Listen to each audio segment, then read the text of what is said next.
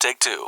The Daren Streblow Comedy Show. It's the Daren Streblow Comedy Show. Marty Simpson is with me. Hey, buddy. How are you? Hey, Daren. How's it going? Welcome back. I'm excited to be on the show again, man. Thanks. I guess every 3 years, no matter how good I do, we're going to do it every 3 years. Is that what we're saying? I run out of people, and then I got to call you. No. But I figured it was like alphabetical, and I'm the S. You know, in school, you grew up being the S. You were a Streblow. If you took time to listen to this show, you'd realize you're on this show just about every 2-3 weeks. Is the show still on? The show still runs? Now, see, this is what I'm talking about. This is the lack of respect and the lack of engagement that I'm complaining about publicly right now. So, now, how are you? I'm great, man. You've been doing stuff, writing stuff, doing stuff. Good for you. I have. And you need to know, Daren, your audience needs to know that my love language is...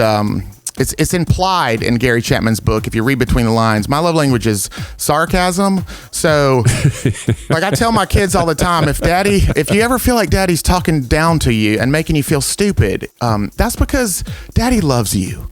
And so if your listeners have just tuned in and haven't heard me in a few weeks on the thing or whatever and think, well, wow, this Marty guy's a real jerk to Daren. Why is he making fun of his show and everything? That's because Daren knows that I love him.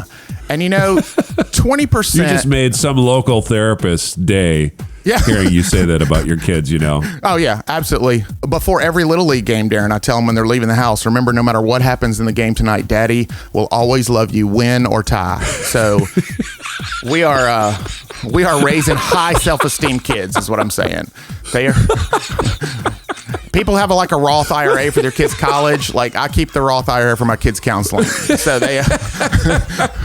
it's a foregone Now conclusion. You know why some people in Congress float that idea that comedians shouldn't have offspring. I can see why they've actually debated that. Yeah, absolutely. I understand. At the congressional level. But I have told my kid, for the people out there that are a little more sensitive, I've taught my kids from day one, winter tie in my house means you can strike out 1,000,000 times. Daddy's going to love you. I mean, you're going to ride home with grandparents because I'm not going to associate with you at that game, but I'm still going to love you. I'll have food for you when you get home. It's all good. It's great. So, it's just right out of the Bible, the way you love your children. It's just 1 Corinthians 13. Yeah. So what does your wife think of all this love stuff? She's on board. She likes the way you love your kids. Well, I'll say this. My wife signed up, in sickness and in health. And she probably wishes that it said in smart, elegant, and health. But actually, let me rephrase that. I wish that it would have said in smart, elegant, and health because, I've got the old marriage that 22 years we've been married, and my people are like, you travel all the time, Marty. How does that affect your marriage? I was like, I've got a marriage that sort of benefits from me leaving every now and then. So,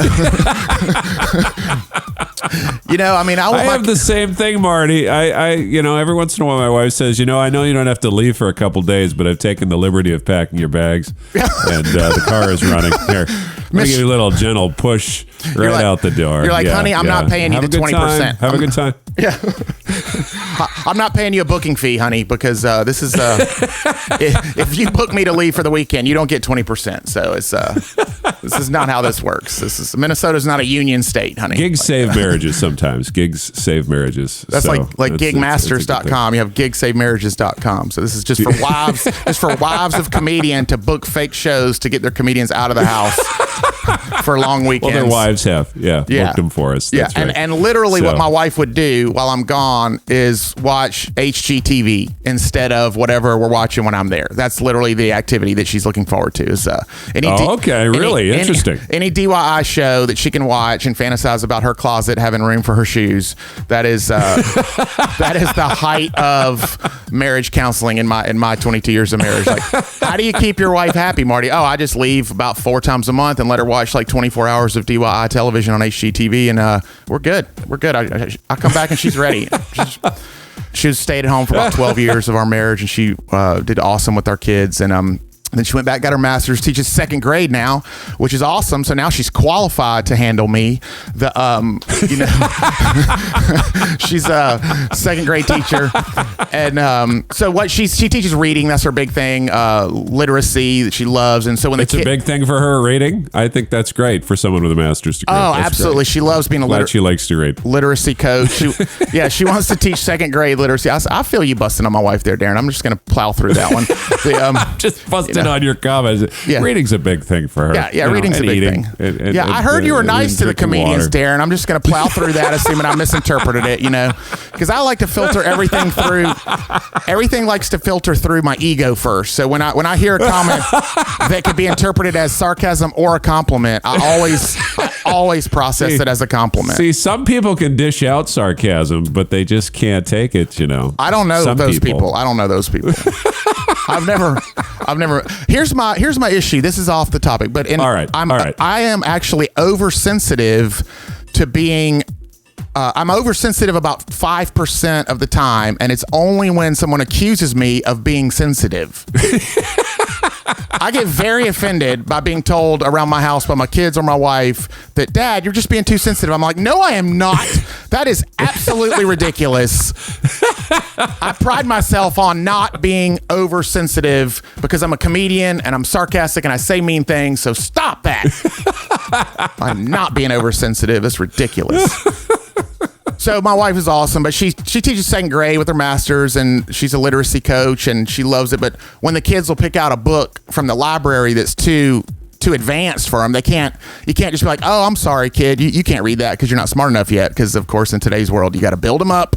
So that the new lingo is, hey, that's not a book right now that you're going to read. That's a someday book. Oh, a someday book. Right, because you're in second grade now. Maybe someday you're going to read that book. And if they go back and pick out a book for a kindergartner, she's like, no, that book is a too easy book.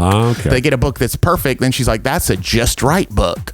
So, Daren, I fancy myself kind of as a home repair guy, and I do fixing stuff around the house, but my wife thinks I just break stuff. So the other day the dishwasher was leaking, and I rolled my sleeves up and got the rubber gloves on, and she came running in and she's like, oh honey, I think this dishwasher repair, I think this is a someday repair, and I'm like, honey, I can fix the dishwasher. She's like, no, you know what? I'm thinking, why don't you just empty the dishwasher like that? I think emptying the dishwasher is just right. Like so then we went shopping. And she's picking out that like Gucci purse, and I'm like, honey, I believe this Gucci purse is like a someday purse. Like this is not. Why don't you get that knockoff Louis Vuitton over there at TJ Maxx? That purse is just right. Oh man.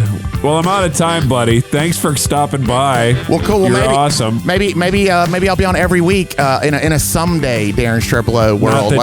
Not that you'd listen. That you'd listen every week. No. But yeah, I'd love to have you. Yeah. Thanks, Daren. You keep in touch now. You keep in touch. All right, Marty Simpson. Thanks for having me. Absolutely. And check out Marty Simpson. We link to him at DarenStreblow.com.